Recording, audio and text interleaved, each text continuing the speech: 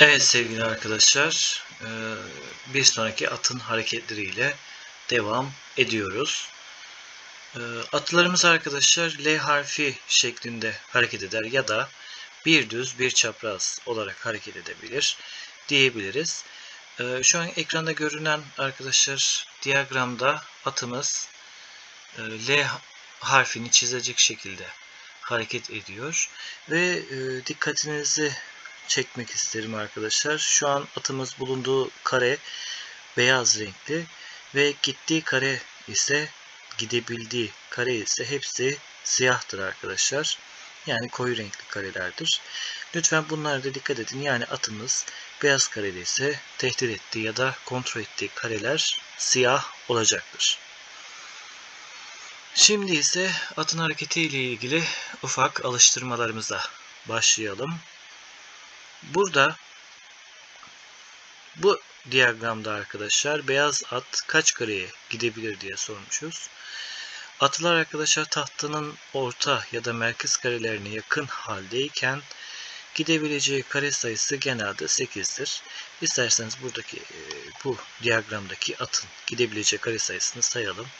Yukarıda arkadaşlar 1, 2, 3, 4, 5, 6, 7 ve 8. O yüzden cevabımız B şıkkı.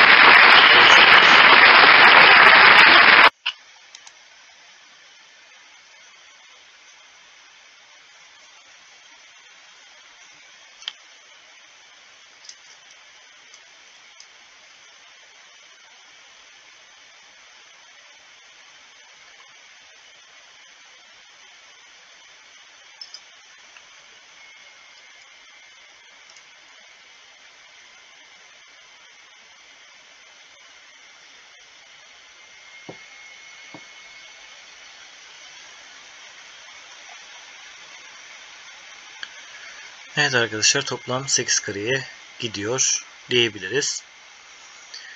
Sonraki sorumuz ise aynı diyagram ama soru değişti arkadaşlar. Burada siyah at kaç kareye gidebilir diye sormuşuz. Bu diyagramı inceleyecek olursak arkadaşlar siyah tahtanın sol üst köşesinde bulunduğu noktadan itibaren arkadaşlar 2 kareye gidebilir. Çünkü hangi yönden L çizerseniz ya da bir düz bir çapraz hareket edebilirseniz 1 ve 2 kareye gidebiliyor.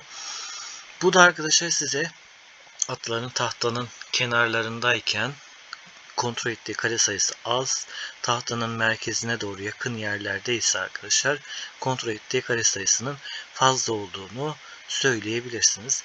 Burada cevabımız arkadaşlar 2'dir.